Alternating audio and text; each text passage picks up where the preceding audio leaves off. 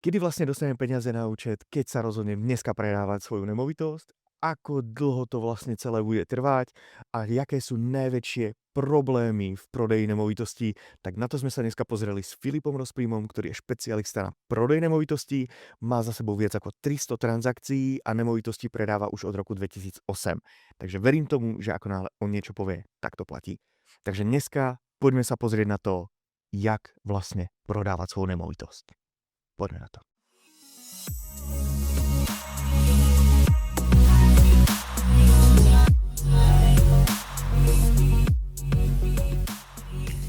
Čo bol zatiaľ najzložitejší prípad, ktorý ste zatiaľ riešili? Jak to dopadlo, jak to prebiehalo, kompletně celý příběh?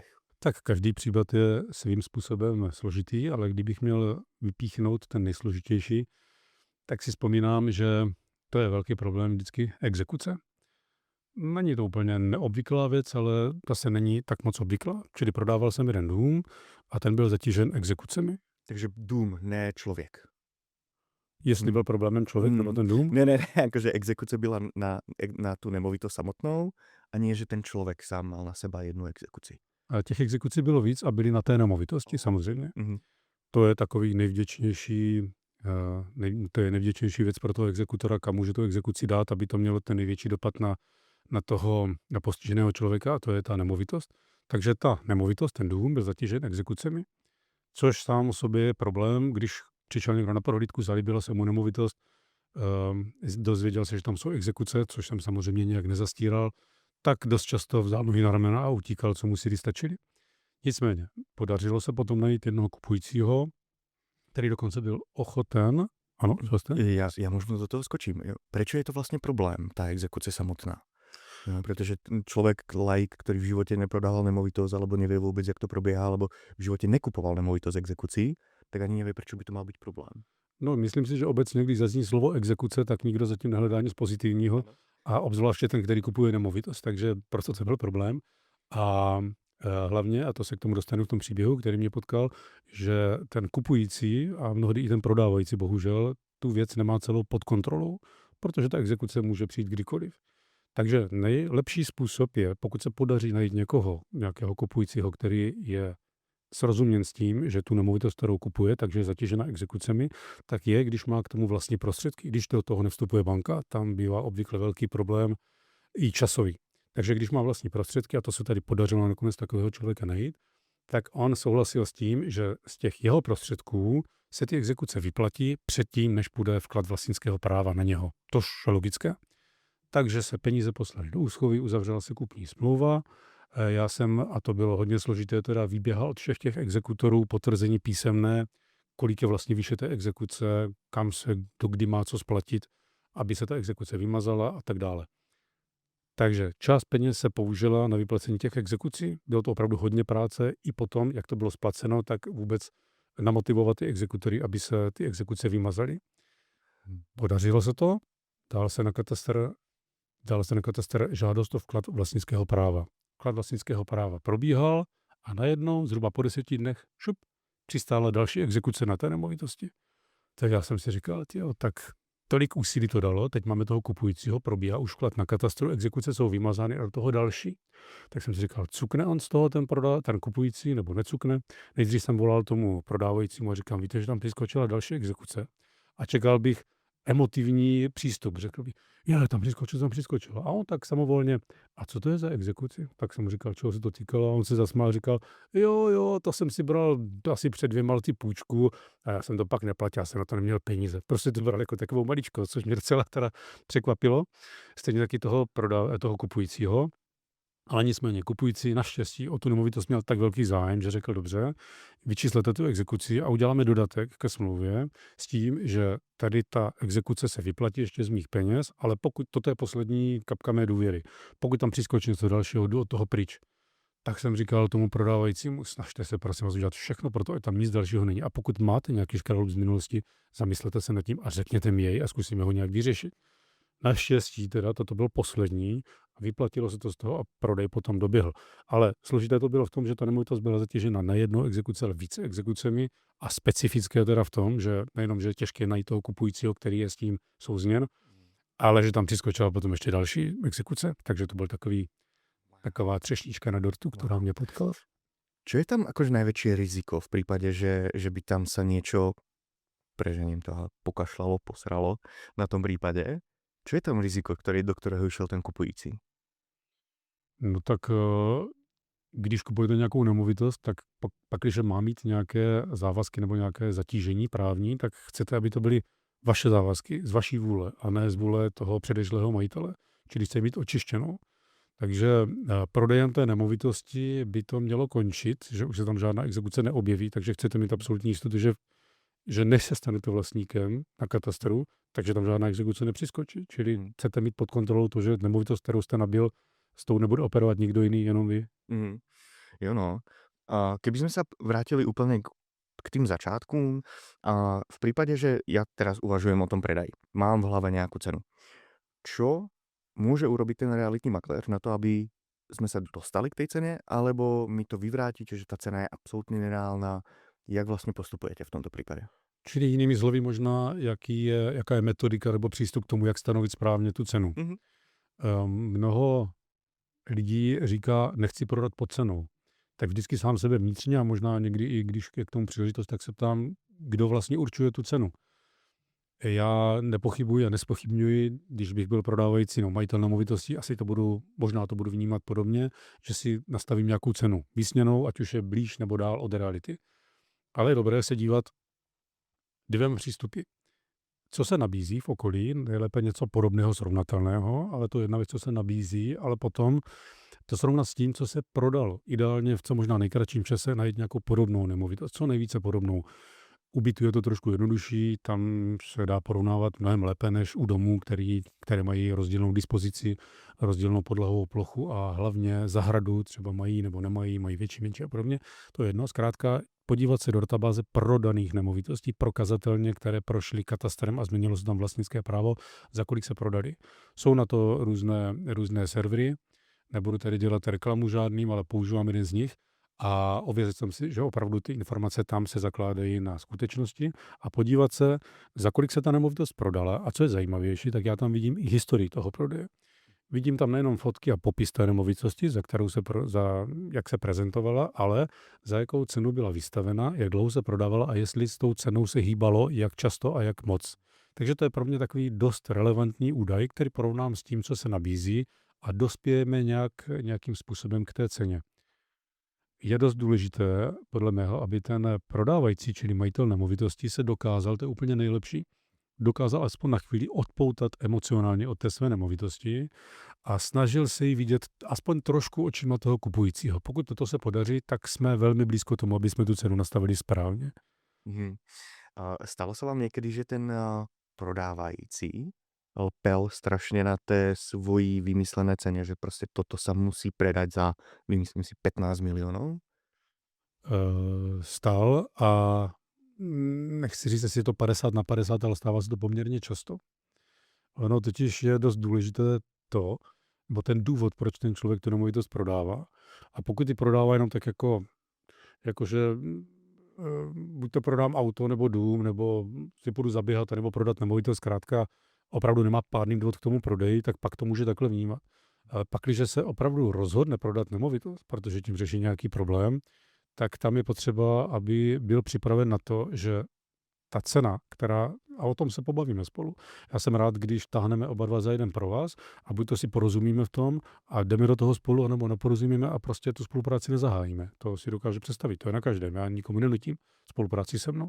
A když se spolu o tom relevantně pobavíme a nastavíme rozumnou prodejní cenu a dáme si nějaké mantinely, že ta cena třeba nemusí být nejvyšší, ale zároveň taky nejnižší, tak pak do toho můžeme jít, ale já vím, že ten člověk chce prodat, že k tomu má nějaký důvod a že je srozuměn s tím, že s tou cenou bude možné hýbat, pokud to trh bude vyžadovat samozřejmě. Jaké tam môže byť vlastne rozpätie? Pretože jasne, keď mám nejaké mantinely, tak si predstavím, že cena môže byť predávam svoj byt, povedzme, 2+1 v Bystrci. A ten mantinel môže byť proste od 3 do 9 miliónov. Jak stanoviť proste ten mantinel? Vím, že jste to řekl jako příměr, protože ten rozdíl byl opravdu propastný, takže u bytů bych si představoval, že ten rozdíl by mohl být někde v řádech stovek tisíc, ale ne vyšších než třeba 500. ideální úplně, aby bylo třeba 500 000 maximálně ten rozdíl. U domu to může být něco jiného, ale obecně platí, co já mám vyzkoušeno, tak platí nepřímá úměra mezi časem a cenou. Takže Vysvětlitě. no, pokud, a to se možná k tomu dál dostaneme, takže tam teď nechci zabíhat, ale pokud ta doba toho prodeje přesáhne už nějaký takový běžný limit, tak pak s tou cenou bohužel bude muset se hýbat mnohem víc směrem dolů samozřejmě, protože když by se prodalo rychle, tak buď to se ta cena bude hýbat nahoru, nebo minimálně se potvrdí. Pokud dlouho se bude otálet s tím prodejem, respektive nenajde se kupující a s tou cenou se nebude hýbat, tak velmi pravděpodobně ta cena se bude muset nakonec snížit mnohem víc, než kdyby se třeba po měsíci ta cena upravila. Ještě k tomu řeknu, není mým snem a určitě ani prodávajícího, aby se ta cena snižovala. To určitě ne. Na druhou stranu je dobré to vidět reálnýma očima a pokud je všechno uděláno proto, aby tu nemovitost ti nájemci si dokázali najít, ale nereagují na tu cenu, je potřeba s tím pohnout a sleva za relativně krátkou dobu může být mnohem menší sleva, než se potom bude muset udělat za delší čas. Stalo se vám někdy, že jste vysloveně prepálili tu cenu, že prostě ten majitel prostě trval na tom, že musíme to začať inzerovat za podstatně vyšší cenu, než byla reálná, a potom jste museli fakt znižovat tu cenu? Jak to probíhalo? No, stalo se to a stalo se to dokonce i tak, že jsme to začali nějak za tu cenu inzerovat a domluvili jsme se, že ta cena se sníží a ona se nakonec nesnížila, protože majitel prostě změnil názor nebo vyřešil svůj problém nějak jinak a tím pádem se třeba vůbec neprodalo. Takže ano, ale snažím se opravdu, jak jsem znovu řekl, aby to nebylo úplně přepálené, protože pak to může být i tak, že třeba přijde kupující, to se mi stalo kdysi dávno.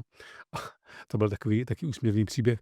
A byl jsem na prohlídce nějaké nemovitosti, čekal jsem na klienta, který se měl na ní přijít podívat. Ale protože samozřejmě snažím se tu nemovitost prezentovat tak, ať je na očích všem, protože to vede k tomu, že se prodá a prodá za co možná nejvyšší cenu, samozřejmě, to je můj hlavní úkol. A takže to viděli i lidi z okolí, kteří tu nemovitost možná by chtěli koupit, anebo jen tak ze zájmu se na ní podívali. A zkrátka čekal jsem před tou nemovitostí na klienta, který se na ní chtěl podívat, a procházel tam nějaký místní člověk. A říkal, vy tady prodáváte tu nemovitost, že? A říkám, ano. No, ta cena je strašná, mě říkal. Já jsem si říkal, no tak jakkoliv to tak jako možná může být, tak jako to vám nebudu nějak rozmlouvat. A on říkal, za to můžete stejně vy, realitáci, vy tu cenu vždycky přepálíte a pak to nikdo nechce koupit. Takže tady ten mýtus bych velmi rád vyvrátil. Ano, já chci prodat za co možná nejvyšší cenu, ale chci prodat tu nemovitost. Takže já nechci mazat med kolem úst prodávajícímu a tu cenu sám uměle navyšovat ještě předtím, než spolupráci spustíme. Protože pak na sebe budeme jenom koukat. Víme, že ta nemovitost se neprodá a je to jenom ke škodě té nemovitosti, takže nechci to moc přepalovat tu cenu. Spíš radši, i když to bolí, snažím se na začátku říct, že ta realita může být trošku jiná. To je celkom absurdné, že vás obviní někdo, že vy určujete tu cenu, pričom vo finále tu cenu určí trh. To je jedno prostě, jakú vy cenu určíte na začiatku, keď tam nepríde žiadny kupující, ktorý to prostě koupí. Ale keď vo finále tam príde kupující, který je ochotný zaplatit tu cenu, tak to určil trh, ne vy. Já jsem velmi rád, že jste to řekl, to je tak prostá věta, ale zároveň tak pravdivá, že by se měla opakovat jako mantra. Opravdu cenu neurčuje kupující ani prodávající, cenu určuje trh. A ten nastává v momentě, kdy se protne očekávání nebo maxima kupujícího a minima prodávajícího. Tak to je, ale to s tím obviněním to bylo opravdu takový velmi. Jsem rád, že se mi ten příběh stal, že to teď můžu dát k lepšímu. Stalo se mi to naštěstí jenom jednou, ale i tak to mohou lidé uvažovat. Ale nikomu to nevytýkám pořád. No, jasně. Kdyby jsme se pozreli na tu časovou os, jak vlastně dlho trvá prodej nemovitosti? V životě jsem nepredával, nemám ani páru, jak to prebieha. Čo mám čakať? Něco jiného je to u takzvaného rychloobrátkového zboží, pokud nějaké zboží vůbec rychloobrátkové je. To znamená, řekněme, u těch nemovitostí v nižší cenové relaci, kde lze očekávat vyšší poptávku než v případě těch dražších nemovitostí, ale obecně, abych to zhrnul spíše na byty a domy. Do domu bych klidně zařadil i pozemky, dejme tomu, ale takže byty, domy rovná se i pozemky. Takže u bytu já osobně, a zkušenost mě k tomu vede, za zdravou dobu považoval 3 měsíce. A ideálně úplně, aby už byl obchod už i vypořádán. To znamená, aby ten prodávající už měl i peníze na účtu A když ne to, tak alespoň, aby během 3 měsíců se ten kupující našel a podepsala se s ním rezervační smlouva. Jinými slovy, započal se reálně ten obchod dotahovat do konce. To je v případě bytu. V případě domů, tam bych to posunul o 3 měsíce dál. Jakkoliv některá doba na prodej je lepší, některá, myslím, třeba teď jsme v roce 2026, tak to mohlo být jiné v roce 2024, možná to bude jiné v roce 2028, ale u domů bych to posunul o 3 měsíce, čili na 6 měsíců. To neznamená, že se nemůže ta nemovitost prodávat déle, ale má-li opravdu se dosáhnout dobré ceny, tak podle mě 3 měsíce u bytu, 6 měsíců u domu. Jo. Verím tomu, že aj tá doba, v ktorej sa to predáva, má veľký ako vplyv na to, jak rýchlo sa to predá. Jo, ako náhle by ste predávali chatu počas covidu, tak verím, že by vám tí kupujúci proste polámali ruci, aby si mohli kúpiť chatu, kde môžu počas covidu odísť. Zase naopak teraz, keď ja to aspoň vnímam, že je teraz čas bytov, kedy všetci hľadajú investičné byty, proste malé byty na investice. Jo, takže verím tomu, že aj závisí podľa toho, v jakej dobe prostě prodáváme. Naprostá pravda, ten covid vůbec to byla taková zvláštní etapa, která s těmi nemovitostmi pohla více směry nejen cenově, ale právě i typově. Takže přesně jak jste řekl, to se velmi spopularizovaly rekreační objekty typu chaty, chalupy a použili váš příměr, ten byl taky super, že by mě polámali ruce za to, tak teď bych byl rád, aby mě s těmi rukama aspoň zatřásli. Takže měnit trošku, určitě každá doba má svůj význam, ale přesto se tak trošku dovolím držet té doby, co jsem řekl. Nedělám tady si žádný patent na to, že jedině můj názor je nejlepší, ale tak to vedí moje zkušenost. Má-li být dosaženo dobré ceny, byty 3 měsíce, domy 6 měsíců, to je optimální. Mal som jeden celkom zaujímavý dotaz od klienta, ktorý predával rodinný dům, že či je lepšie počkať do leta, kedy sa tá nemovitosť prezentuje lépe, alebo to proste začať predávať už teraz. A to boli počas Vánoc.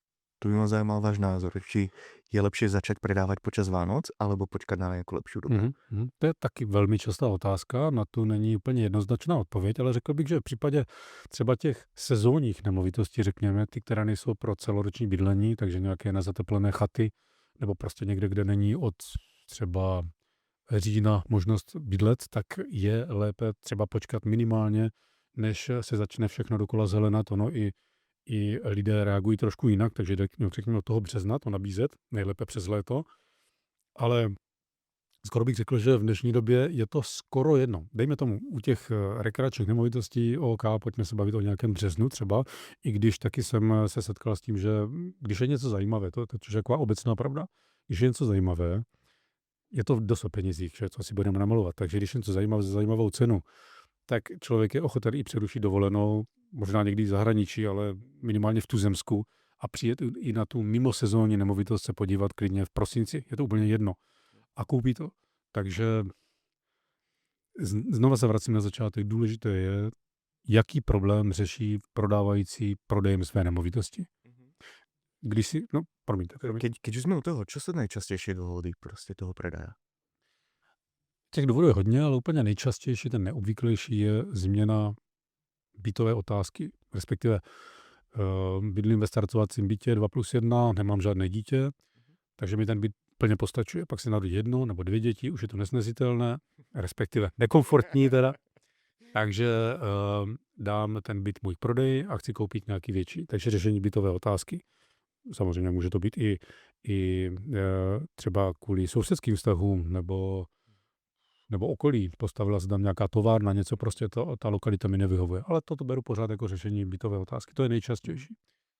Ale mohou být i jiné důvody, například vyskytl se mi nějaký velký finanční problém, který musím uhasit takzvaně a tím pádem, když seškrtám všechno, tak se dívám na tu mou nejdražší věc, to je nemovitost a zjišťuji, že prostě dost často cestuji, netrávím v ní tak moc času, jak jsem si představoval, taky prodám, koupím něco menšího nebo v nižší komfortní kategorii a vyřeším ten problém. Už, nebo investice, chci investovat do něčeho jiného, zkrátka důvodů je víc, ale nejčastější je teda řešení své bytové otázky. A v tom prípade, ako náhle ja riešim teda ten presun z menšího do väčšího, tak častokrát sa stretávam s tým, že ja to musím ale aj načasovať správne, pretože ja si nechcem predať strechu nad hlavou až tak následne hľadať tú nemovitosť, ale častokrát počúvam, že práve toto je síce protichodný názor, ale vždycky najlepší postup. Najprv predať a až tak hľadať. Čo si o tom myslíte? Jaký je za vás postup v tomto?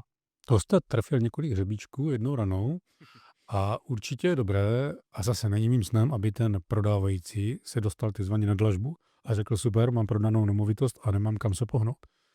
To chápu naprosto, ale zase není nic horšího, má-li se zachovat pevné duševní zdraví prodávajícího, čili omezit jeho stresy na minimum, tak za nejlepší způsob nebo nejlepší načasování změny jeho bytové otázky pro mě jako realitáka je nejlepší, když ten člověk řekne, já potřebuji prodat svou nemovitost, protože už vím, co tady koupím a už jsem podepsal rezervaci. Tak já si řeknu, super, v pohodě, ten člověk bude s tou cenou klesat, prodáme rychle a je to. To je sice hezké, tak to pokud bych na to nalížel pouze úhlem mého výdělku, tak super, mám rychle vyděláno. Ale mě jde o to, aby jsem zanechal dobré jméno toho člověka a především mu pomohl vyřešit jeho bytovou otázku. Takže za mě je nejlepší ten jeho byt nebo jeho nemovitost dát do prodeje, aby jsme viděli, jestli ta cena, co máme nastavenou, je správná a nejlépe měli už kupujícího nebo více kupujících, kteří jsou připraveni podepsat rezervační smlouvu.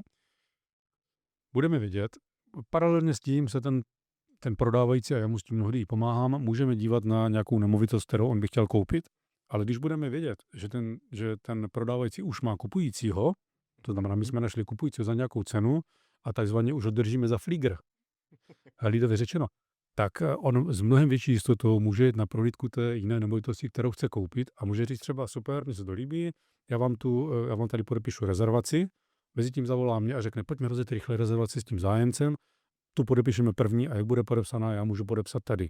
A nemusí se bát toho, že podepsala rezervaci na nějakou nemovitost a bude teď tlačen do toho, protože je tam omezen nějakým termínem, kdy má složit kupní cenu a bude muset úměrně tomu snižovat i cenu své nemovitosti. Takže za mě nejlepší načasování je nejdříve spustit prodej své nemovitosti a když samozřejmě se zamiluje do nějaké nemovitosti a bude se chtít pustit do té kaskadérské činnosti a podepsat rezervaci, já jsem rád, v pohodě, nebo respektive nebudu mu to vymlouvat, ale od začátku mu říkám, aby měl větší jistotu, je dobré takzvaně vidět už na toho kupujícího své nemovitosti, aby byl ošetřen stresu na minimum. Jasne. No ono, častokrát sa to stretáva akože s tým pohľadom, že trošku nám skočím do reči. Aktuálne sme v procese, že hľadáme ďalších specialistov do týmu. To znamená, že ako náhle by ste chceli riešiť či už hypotéky, reality alebo poistenie, ale nie ako broke pytlík, ktorý rieši úplne všetko a zároveň nič, ale fakt ako špecialista na tú konkrétnu oblasť, tak neváhajte, napíšte mi e-mail, dole v popise videa je na mňa kontakt. Veľmi rád sa pobavím o tom, ako by to mohlo fungovať, pretože sme fakt špecialisti na tej konkrétnej oblasti a nie sme brouci pytlíci, ktorí riešia úplne všetko. No, takže ako náhle chcete ísť touto dráhou, neváhajte mi napísať, pobavíme sa o tom. Díky moc a poďme naspäť k obsahu. To, že spustím prodej, neznamená, že už som prodal tú nemovitosť. Jo, že tam vidím ten rozdiel medzi tým, že keby som mojej manželke povedal, že tak ideme predávať, tak ona už si predstaví, OK, už sme všetko podpísali, už nemáme kde bývať. Jo, ale ona si nevie predstaviť ešte ten čas, ktorý to trvá. Práve preto som sa práve už na začiatku pýtal, ako dlho vôbec trvá ten prodej, aby som vedel, že jak to správne načasovať. No, to je velmi důležité, to je takové klišé, ale pojďme si ho lehce rozebrat, že je rozdíl mezi prodávat a prodat. Takže od toho prodávat, tím se začíná, když se spouští nemovitost k prodeji a prodat je, až opravdu ten zájemce je nalezen. Takže ta doba někdy může být kratší, někdy delší, ale je to proces, který určitě nějakou dobu potrvá. Může se stát, že během 2 dnů se najde zájemce, samozřejmě ano, ale mnohdy to trvá a čím déle to trvá, tím je větší stres, proto se vracím zpátky k tomu, že někdy je potřeba s tou cenou, není to někdy nutné, ale je někdy potřeba s tou cenou pohnout tak, aby opravdu bylo prodáno, aby ten proces se zdárně zakončil. A trošku sme sa okrajové dotkli rezervací a rezervačných zmluv. Mňa by zaujímalo, čo je z vašeho uhla pohľadu dôležitejšie. Rezervačka, kupní smlouva, alebo je to nejak úplne inak? Nevím, jestli bych dal jednu z nich na vyšší hladinu důležitosti. Obě dvě jsou velmi důležité. Kupní smlouva je velmi důležitá, protože to je ten dokument, na jehož základě dochází k přepisu vlastnického práva na katastru, ano, ale vůbec bych nepodceňoval rezervační smlouvu. A to je proto, že to je takový startovní bod, kdy z 99, rád bych řekl 100%, ale dejme tomu 99% jistotou, má kupující jistotu, že našel prodávajícího a prodávající má jistotu, že našel kupujícího, protože ta rezervační smlouva je spojena s nějakým rezervačním poplatkem, mnohdy i v řádu stovek tisíc, o které jedna nebo druhá strana může přijít, pakliže se rozhodne v tom obchodě nepokračovat. Zároveň pro kupujícího je to dobrý startovní bod pro to, aby s plnou důležitostí mohl podnikat veškeré kroky k tomu, aby prostě nevynakládal zbytečně prostředky na odhad nemovitosti, pakliže bere hypotéku a podobně. A zkrátka věděl, že nikdo ho neobejde v průběhu toho prodeje a má jistotu, že se to dokončí. Takže je to zhruba asi na stejné úrovni. Možná bych teda dal o půl bodu víc té rezervační smlouvy, protože tam ta vážnost toho obchodu se opravdu startuje. Mhm. A čo sú najčastejšie veci, čo vám vracajú v tej rezervačke? Pretože chápem, že v tom vzťahu častokrát vy pošlete tomu kupujícímu návrh rezervace a z vlastnej skúsenosti viem, že proste tí ľudia, tí klienti do toho rýpu. Že chcú tam mať všetko správne, všetky veci upravené na mieru, presne šité sami sebe. Čo bolo také najabsurdnější, čo si tam člověk vyžiadal změnit? Tak nevím, jestli máme ty rezervačky dělané tak dobře, ale anebo jestli převažuje třeba v lepším případě euforie kupujícího, že má možnost teď konečně se teda už do té koupě pustit vážně a podepsat rezervačku, ale nestává se mi to, musím teda zaťukat, nebudu ťukat, aby to mikrofon tady nesejmul, ale nestává se mi to moc často, že by někdo rozporoval tu rezervační smlouvu, protože to je první bod. Spíše, co se mi dříve, asi 2krát stalo, že někdo chtěl, že ten kupující chtěl kromě rezervace už vidět kupní smlouvu. A tady jsem trošku skeptický k tomu, snažím se tomuto vyhnout a to teď tady zcela veřejně říkám, ne proto, že bych chtěl uvařit jídlo rychle podepsáním rezervace a takzvaně uvázat toho kupujícího. Stejně také uvázaný ten prodávající, to na tom nic nemění. Ale jde o to, že já dokud nemám podepsanou rezervační smlouvu, tak nemohu stáhnout tu nemovitost z prodeje. A teď zrovna takovou věc řeším, že jeden člověk řekl, já si potřebuji vyřídit nejdřív hypotéku, což je v pořádku. Já nechci jako opravdu podepsat rezervaci, abych vydělal na rezervačním poplatku a za měsíce zjistilo, že ten kupující na hypotéku nedosáhne. To ne. Ale zkrátka řekl, já nemůžu podepsat rezervačku. A říkám, v pořádku, pane, já určitě nikoho do podpisu rezervace nenutím, ale upozorňuji vás na to, čímž vám nechci nějak vyhrožovat nebo to nějak šroubovat příliš vysoko. Ale jde o to, že já prostě to nemůžu stáhnout z nabídky. A on si vyřizoval hypotéku s plným rizikem toho, že se může vyskytnout někdo, kdo tu rezervaci bude ochoten podepsat. A to teď právě řešíme, někdo takový se vyskytl. On toho docela litoval a najednou chtěl sehnat někde peníze. Já jsem řekl, bohužel nemohu to udělat, protože teď to prostě stahuju. Takže zpět k vaší otázce, to jsem to trošku tady zkomplikoval. Nestává se mi to, ale tu a tam někdo chce vidět nejdřív tu návaznou kupní smlouvu. Zase na to říkám, podívejte, aby ta smlouva potom obstála u případného soudu, nikdo se nechce soudit, ale je to už fakt závažný dokument, ta kupní smlouva. Takže aby obstála, musí být vyvážená. A v tuto chvíli my podepisujeme rezervační smlouvu, která vám dává jistotu, že kupujete tuto nemovitost, ta je zde právně popsaná, přílohou rezervační smlouvy i je líst vlastnický aktuální a máte tam potvrzenu i cenu, za kterou to kupujete a víme, že v momentě, kdy vy a prodávající podepíše tu rezervační smlouvu, já mohu aktivovat advokáta, který začne připravovat kupní smlouvu. K jejímuž znění se vyjadřujete vy z pozice kupujícího a prodávající ze své pozice a ta se bude ladit, máme tam na to daný nějaký čas, tak, aby byla vyvážena a šlo to dál. Moje zkušenost teda, když to bylo, ve 2 případech se to stalo a v jednom to na tom padlo i, že ten kupující chtěl řešit něco, co se bude řešit vlastně potom dál. Tak já jsem mu dal takzvané kopito nějaké, to znamená nějakou pilotní verzi té smlouvy, ke které se ani nevyjadřoval prodávající, protože proč by to dělal? Ten kupující jenom tak jako zkouší nějaké znění smlouvy, kdo ví, kdo se k tomu všechno vyjadřuje a hlavně nevíme, jestli to neděláme zbytečně, protože ta rezervace není podepsaná. No a tak se stalo, že to řešil 14 dnů, 3 týdny a nakonec třeba přestal reagovat a vůbec to nebylo kvůli znění té smlouvy.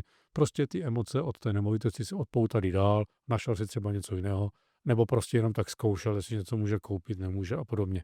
Čili pro mě, jakkoliv to zní tvrdě, je dobré podepsat rezervační smlouvu, ta dává základní jistotu jak kupujícímu, tak prodávajícímu a od toho dál můžeme odvíjet následné dokumenty, kterými smlouva o budoucí kupní smlouvě nebo přímo smlouva kupní. Súhlasím, akože to vidím to aj u niektorých svojich klientov, ktorí ešte v živote nič nekupovali, v živote neriešili nejakú takúto transakciu a tým pádom sú vydesení z toho, že no ale ja nemôžem podpísať rezerváciu, ktorej sa zavazujem podpísať práve tú kupní smlouvu, ktorú som ešte nevidel. Takže ja sa tam zavazujem podpísať niečo, čo vôbec neviem, aké bude to znenie tej smlouvy. Akurát ten klient si neuvedomuje to, že tú smlouvu tvoríme spoločne. To nie je Tak. tak, že proste vy máte striktne danú smlouvu, ktorú budete musieť podepsať. Je to spoločná tvorba, tam sa vydefinuje, čo tam zostáva, jaká je tá nemovitosť, definuje sa, kto je kupující, kto je prodávající a jak to budeme financovať. Jo, a tým pádom je to spoločná tvorba, nie je to tak, že toto je smlouva, ktorú budete musieť podpísať a tady to máte. Přesně tak. Já nechci nikomu vstupovat do svědomí ani tady dělat patent na můj rozum, ale já myslím, že rezervační smlouvu nemůže podepsat pouze ten, kdo si není jist tím, jestli tu nemovitost vůbec chce, nebo jestli na ní má peníze. A pak je to v pořádku, pak ať tu smlouvu nepodepisuje. Ale jejím podpisem dává jasně najevo, ano, mám vážný zájem o tu nemovitost, pojďme dál. Tak to vidím já, tak velí moje zkušenost, Jasne. kterou jsem zatím podíval.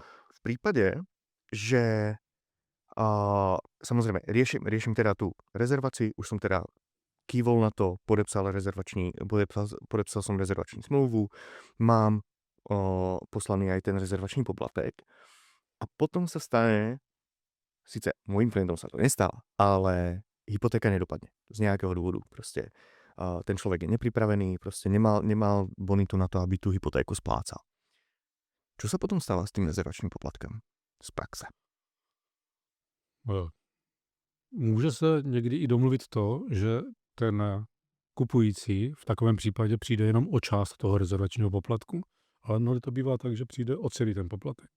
Proto je dobré, aby ten klient byl připraven na to, aby věděl, na kolik dosáhne, aby nestrácel svůj čas a čas toho prodávajícího. Za mě, jakkoliv to zní tvrdě, asi je v pořádku, že přidal ten rezervační poplatek v takovém případě. Bolí to, já vím, nechci pracovat, jakože pracuji s penězmi jiných lidí a nechci pracovat ani házet penězmi jiných lidí, ani těch, co kupují nemovitost. Ale nicméně v momentě, kdy se podepíše rezervační smlouva, tak já už tu nemovitost tahuji z inzerce pryč. Jinými slovy, odmítám potenciální zájemce, kteří by tu nemovitost mohli koupit a posílám je na jiné nemovitosti. A jak potom k tomu přijde ten prodávající, který potom po měsíci nebo po 2 měsíce dlouhá doba, řekněme po měsíci zjistí, že teda se to stáhlo, že jsme ztratili měsíc času. Ano, má ho nějak zaplacen, protože dostává tu provizi nebo část té provize, o kterou přišel ten kupující, ale prostě ztratili jsme čas a čas je drahý. Takže ty lidi, co kupují, je to tvrdý biznis. Prostě kupují nemovitost, musím vědět, že na to mám a pak do toho jdu, nebo nemám a nejdu do toho. No, práve z toho dôvodu vždycky, keď sa bavím s klientom, ktorý potenciálne chce kupovať nemovitosť v najbližšej dobe, tak sa bavíme o tom, aby sme tú hypotéku schválili, nielen proste predjednali a niekde v banky im prepočítali, že OK, tak asi dosiahnete na 8 miliónov.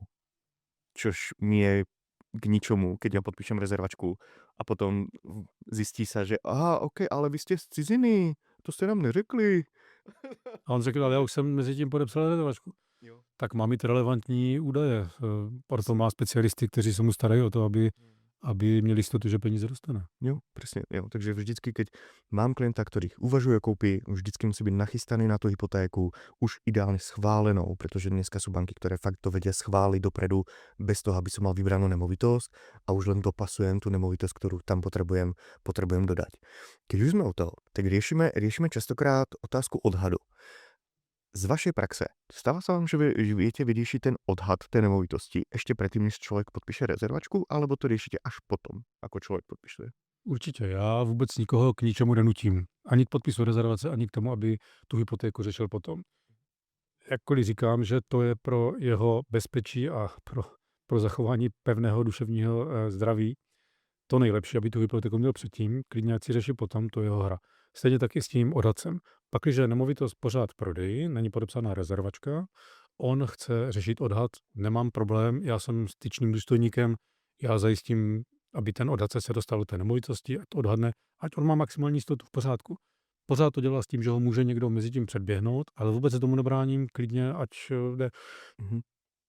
Ten prodej i nákup nemovitostí, to je velmi závažná věc, velmi emocionální věc a Určitě to provází mnoho stresů na straně kupující i prodávající strany. Já se snažím ty stresy omezovat na minimum a nejen tak, aby nebylo poškozeno moje jméno, ale aby ty lidi z toho měli co možná nejlepší pocit.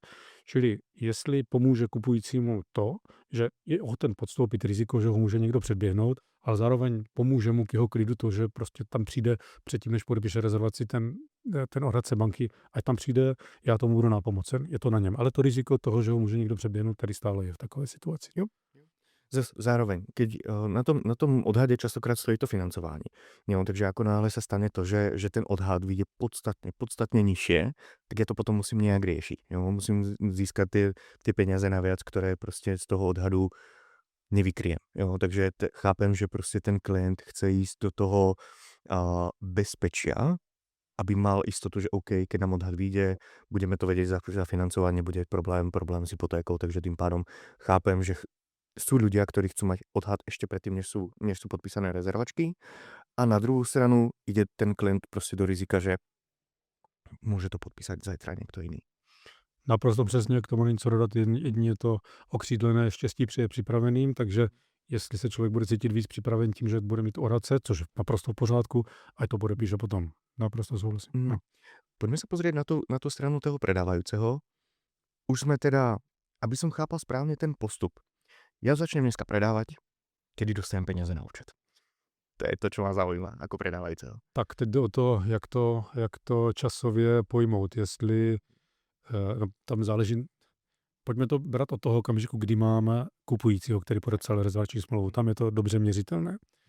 A je to tak, že když má vlastní prostředky, nemusí do toho vstupovat žádná bankovní instituce nebo nebankovní instituce, to je jedno, prostě další subjekt, tak za měsíc a týden až měsíc a půl může reálně ten prodávající dostat peníze na účet. A do toho beru i čas, kdy takzvaně ladíme znění toho finálního dokumentu, který mi kupní smlouva, až po vypořádání přepis na katastru a podobně. Pakliže by ten kupující v tom okamžiku, kdy podepíše rezervaci, čerpal hypotéku, pak je dobré k tomu ještě třeba měsíc přičíst, takže za 2,5 měsíce, 2 až 2,5 měsíce. Ale k tomuto všemu je potřeba přičíst hlavně tu dobu, kterou je hledání toho kupujícího. Proto jsem to datoval nebo časoval až od okamžiku, kdy je nalezen ten pravý vážný kupující, který podepisuje rezervační smlouvu. Jinak tady k tomu celému období je potřeba přičíst právě ta doba, která je potřeba na to, aby se nalezl ten správný kupující. No a keď už mám teda podpísanú kupní smlouvu, kedy dostanem peniaze? Už hneď potom, ako som podpísal kupní smlouvu, alebo až následne? Tak zajímavá přesně ten okamžik, který je spouštěcím bodem pro to, aby se zaslali peníze na účet prodávajícího. Tak ano, protože dřív bývaly doby, ale asi netrvaly dlouho, pokud vůbec bývaly, že se předávaly peníze v igelitkách a vypořádal si prodej mezi sebou prodávající a kupující. Ty doby už, znovu říkám, pokud vůbec byly, tak už jsou dávno pryč a musí zde být nějaká třetí nestranná důvěryhodná osoba. Banka, notář, advokát, v nejčastějším případě advokát, zkrátka nějaká osoba, která stojí na straně prodávajícího a kupujícího a zároveň ochraňuje ty peníze po dobu, než jsou převedeny od kupujícího k prodávajícímu. A ten okamžik, kdy ten uschovatel těch peněz pošle peníze prodávajícímu na účet, tak je ten, že došlo na katastru k právní změně stavu, to znamená, kupující se stal opravdovým právoplatným vlastníkem té nemovitosti. Čili tím pádem ten prodávající, který v tom okamžiku ještě v té nemovitosti bydlí, už není jejím majitelem a zároveň tím pádem je ten okamžik pro uschovatele, že má poslat ty peníze na jeho účet. Takže podpis kupní smlouvy je první věc v takovém případě a její průchod katastrem, že katastr na jejím základě převede to vlastnické právo, to je ten okamžik, kdy ten uschovatel posílá peníze prodávajícímu na účet. To znamená, podpíšem kupní smlouvy, smlouva sa zanesie na kataster, tam predpokladám, že je nejaká ochranná doba. A ako náhle to dobehne tá ochranná doba, tak tým pádom sa uvoľňujú peniaze za advokátní úschovy, notárskej, bankovní a posielajú sa mne ako prodávajúcemu na účet. Tak to je ještě taková jedna podstatná věc, tomu podepíše si kupní smlouvy, ano, to je super, ale na základě té kupní smlouvy má ten kupující poslat peníze do úschovy. Proto tam je právě ten uschovatel, který má nejen v ruce smlouvy, zejména tu kupní smlouvu, která je s ověřenými podpisy, ta potom která jde na katastr a nesmí je vydat dříve, než dojde k podtržení důležitosti té kupní smlouvy, to znamená, než ten kupující, ať už formou banky, když si bere hypotéku nebo z vlastních peněz, pošle ty peníze do úschovy. Jakmile jsou splněny tyhle dvě podmínky, je podepsána kupní smlouva a jsou peníze v úschově, pak ten uschovatel dává tu smlouvu na katastr a pak správně, jak jste řekl, tam je ochranná lhůta na katastru. Katastr zkoumá formální správnost znění kupní smlouvy a její návrhu na vklad vlastnického práva. A pak, když je všechno v pořádku, tak během 20 dnů s tím nesmí nic udělat, to je ta ochranná lhůta. A obvykle, pokud všechno je v pořádku, ten 21. 22. den vkládá vlastnické právo, může to trvat i déle. Zpravidla to nebývá déle než 30 dnů, v krajním případě se může stát, že to je déle, ale obvykle 21. 22. až 30. den vloží to vlastnické právo a pak se posilují ty peníze na účet. Stalo se vám, že vám v tej ochranné lhůte niekto apeloval na to, že tá smlouva je neplatná, alebo že sa prostě stáhla tá smlouva počas té ochranné lhůty? Myslíte ze strany prodávající nebo kupující? Nestalo. Zaplať pámu nestalo. Byl by to takový pikantní oříšek, ale na druhou stranu v té smlouvě potom už jsou pro obě strany tak vyvážené znění, že prostě pak by to asi nebylo úplně bez sankcí. Nehledě na to, že ta kupní smlouva je už tak důležitý právní akt, že se dá zase nikdo se nechce soudit, ale kdyby opravdu došlo k tomuto extrémnímu případu, tak lze vysoudit celou tu částku. Pokud byla opravdu podepsána dobrovolnou vůli každé ze stran, tak není jednoduché. A nestalo se mi to. Mne sa stali dva prípady. Prvý prípad je, že ten klient zabudol zaplatiť poplatek za návrh na vklad. Takže tých 2000 korún poplatek za to, že sa to vložila tá smlouva, tak to nebolo zaplatené. A po 5 dňoch prostě ten katastr prostě vyzýval všetkých zúčastnených, že prosím vás, ako 2000 korún, prosím. To bol prvý bod, čo som fakt ako neviem si predstaviť, že by to niekto zabudol zaplatiť alebo niečo. Takže to bol jeden bod. A druhý bod, čo sme mali, tak sme mali vklad zástavných smluv. Nie, to bol výmaz zástavných smluv, pretože už sa prevedla nemovitosť na nového majitele. Potrebovali sme vyriešiť len výmaz tej zástavní smlouvy. Akurát ten realiťák na to zapomněl, to podat, ten výmaz zástavných smluv v mene majiteľky a tým pádom, že sa už zmenil v čase majitel, tak tým pádom aj ten návrh na vklad bol neplatný, pretože to podával niekto, kto už s tou nemovitostí nemal nic spoločné, takže toto nám ten katastr vrátil, že sice je hezké, že chcete vymazať zástavní právo, ale ten, kto to podává, nemá s tou nemovitostí nic společného, takže jo, to byl druhý případ. No, oba dva jmenované případy jsou pro mě velmi pikantní, protože nevím, jestli do toho vstupovala právě nějaká další třetí osoba, to znamená advokát, notář nebo banka, spíš teda advokát nebo notář, protože ten má za úkol tohle všechno, aby takzvaně klaplo. Já jsem koordinátorem, mým úkolem je najít toho kupujícího za nejlepší cenu, dobře prezentovat nemovitost a tak dále. A pak dále to v režii té třetí osoby, která dbá na to, aby byla dobře udělaná kupní smlouva a aby všechny kroky byly v souladu s tím, jak po sobě musí jít, v časové souslednosti správné a všechno dobře dopadlo. To znamená, ten advokát potom zaručuje to, že je zaplacen správní poplatek pro zahájení řízení na katastru, to je jedna věc. A druhá věc velmi, ale velmi podstatná, tak jak jste řekl s tou hypotékou, aby se vymazala nejdřív zástavní smlouva, minimálně aby se požádalo na katastru o její výmaz. Ten samý den se může podat i řízení na vklad vlastnického práva, ale časová souslednost musí být jednoznačně taková, že nejdřív musí být zažádáno o výmaz zástavního práva, čili stávající hypotéky prodávajícího, a poté až buď to vklad, a to si jedina i banka trošičku, bych řekl, toho kupujícího. Takže to je zajímavé, to by mě docela ten případ zajímal do podrobnosti. Nemusíme to teď dnes rozebírat, ale řekl bych, že to je takřka nemožné, aby se to stalo. Pokud se to stalo, tak se velmi podivuji a velmi by mě to zajímalo. Bol to veľmi zaujímavý prípad a dosť nepríjemný kvôli tomu, že sme to museli proste hasiť potom a ten výmaz sme museli podávať znovu. No. Takže jo, bol to veľmi nepríjemný scenář. Akože hlavne blbá vizitka toho realiťáka. Že si to nepohlídal, že to prostě neuhlídal a hlavně keď mal on plné moci na to, aby disponoval prostě so všetkými smlouvami. Jo, takže to byl hlavně ten problém. Takže může se stát, kdokoliv jsme lidi, děláme chyby, ale to je poměrně školácká chyba, asi by se neměla úplně stávat. To jsou dost podstatné věci. Znovu říkám, může se stát, ale ale velmi se tomu podivuji zkrátka. Jo, no. A priznám sa, ja som vyčerpal všetky otázky. To znamená, že jsem vás já úplně vyčerpal. Tak to Ty nebylo úplně brďo. mým záměrem a to je hezké. Wow. Wow, OK. Čo sa môže pokaziť počas predaja? A ešte raz. Sorry. V prípade, že začneme teda predávať, čo sa na tom predaji vie pokaziť vyslovene? Musím dost přemýšlet nad tou otázkou, co jste mi dal, kam vlastně může směřovat, nebo co je jejím hlavním cílem. Pokazit, co se může... No hlavně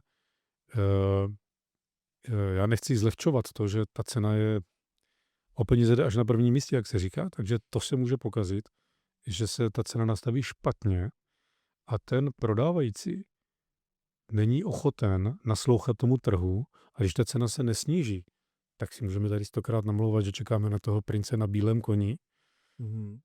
a on někdy přijede, ale velmi často nepřijede, takže se pokazí to, že ta cena nakonec výsledná za tu nemovitost může být drasticky jiná, než by mohla být, pakliže se s tím začne pracovat.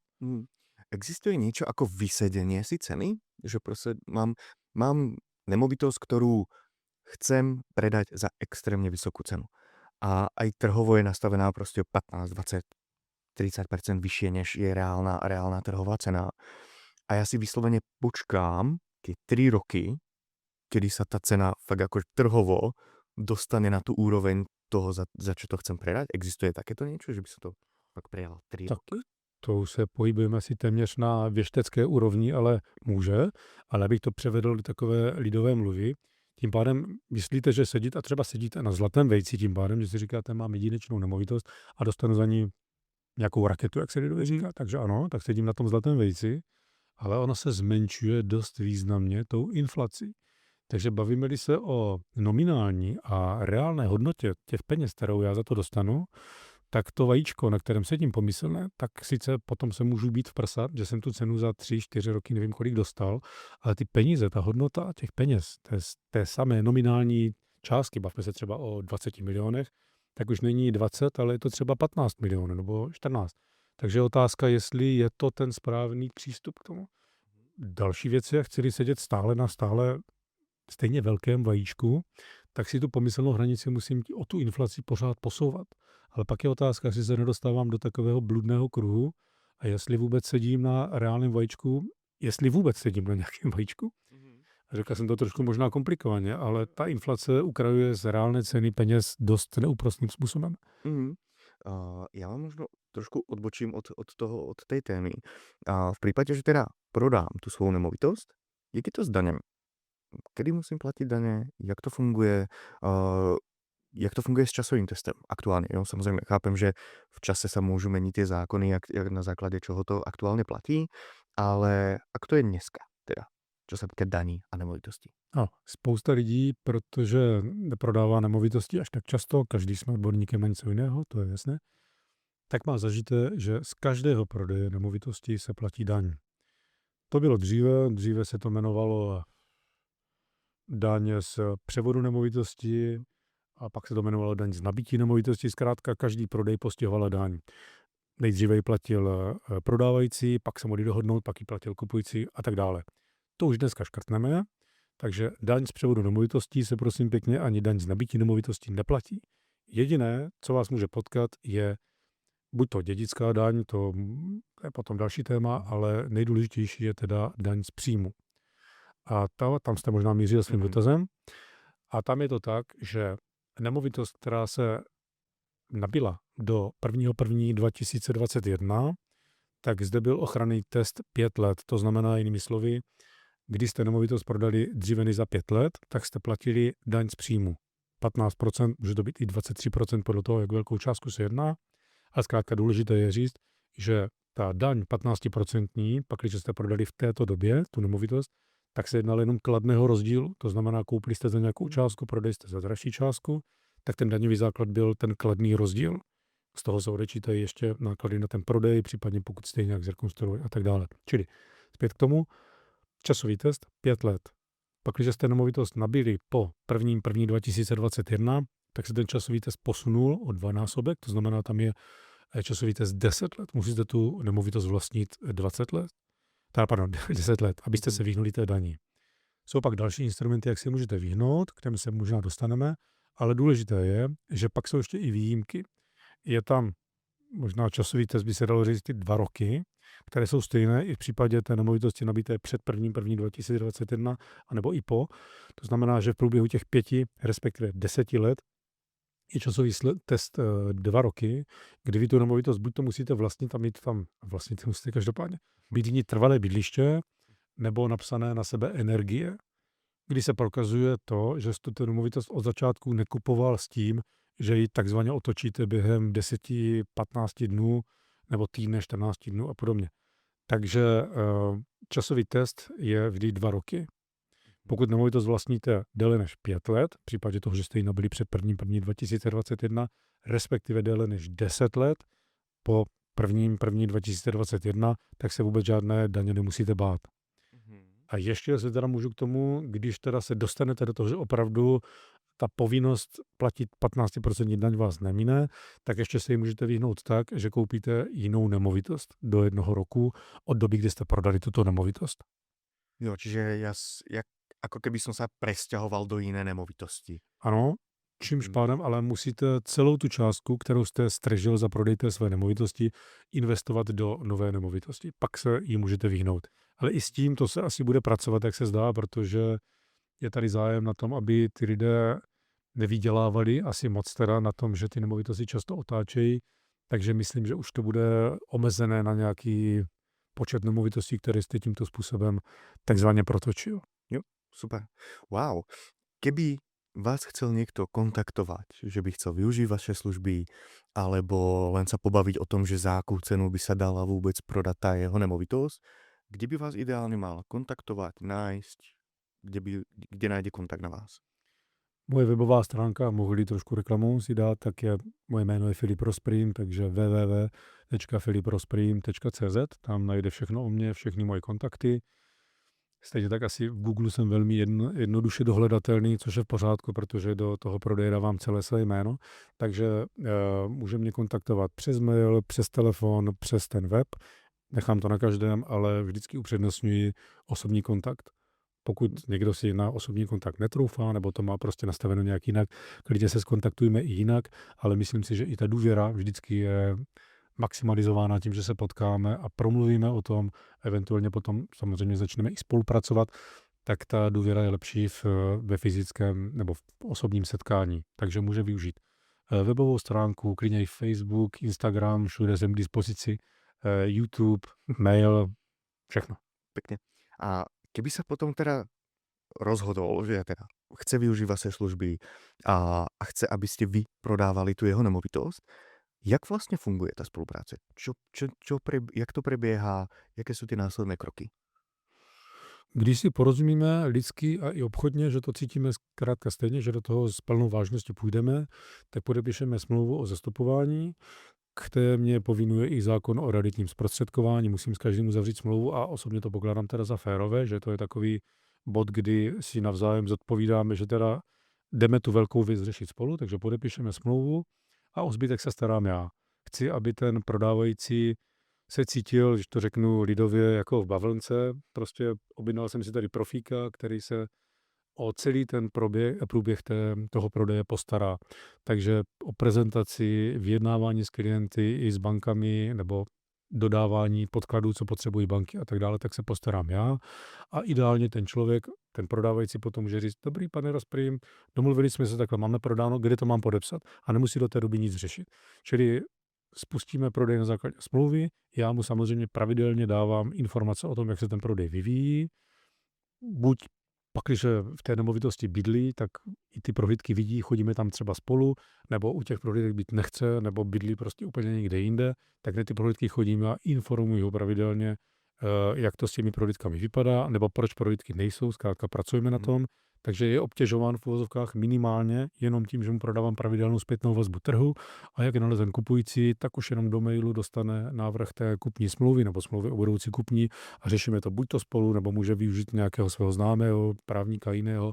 Já jsem mu stále k dispozici, ale chci, aby se ta jeho starost o ten prodej nemovitosti v úvozovkách smrskla pouze na startovní bod, co je podpis té smlouvy o realitním zprostředkování a následný podpis kupní smlouvy. Vyřeším všechno, včetně potom předání bytu nebo toho domu, přepsání energie a tak dále. Čili chci opravdu, aby mohl vidět, moje stresy, o kterých jsem na začátku mluvil, se omezily na minimum. Tady to předávám profíkovi a ten už to za mě dotáhne až do zdárného konce. Máte nějakého dvorného advokáta, s kterým spolupracuje, který dává dokopy kupní smlouvy a tak dále? Dvorního advokáta mám samozřejmě, protože jak jsem rád, když mi třeba si doporučují klienti, kterým jsem už pomohl, tak já sám jsem rád, když můžu takzvaně dát za někoho ruku do ohně.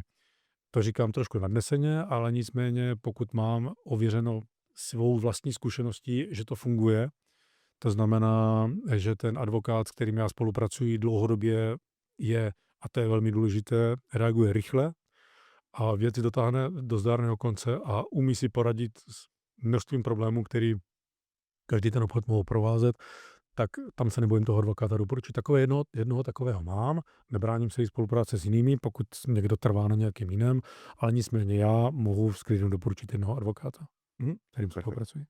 Tak jo, ja ďakujem veľmi pekne za účasť v podcaste, v rozhovore a myslím si, že je tam hromada pridanej hodnoty ľudí, ktorí ešte vôbec nikdy nepredávali, tak si tam nájdu veci, ktoré ich posunuli ďalej. Ja sa teším na ďalšie epizody a ďakujem za účasť.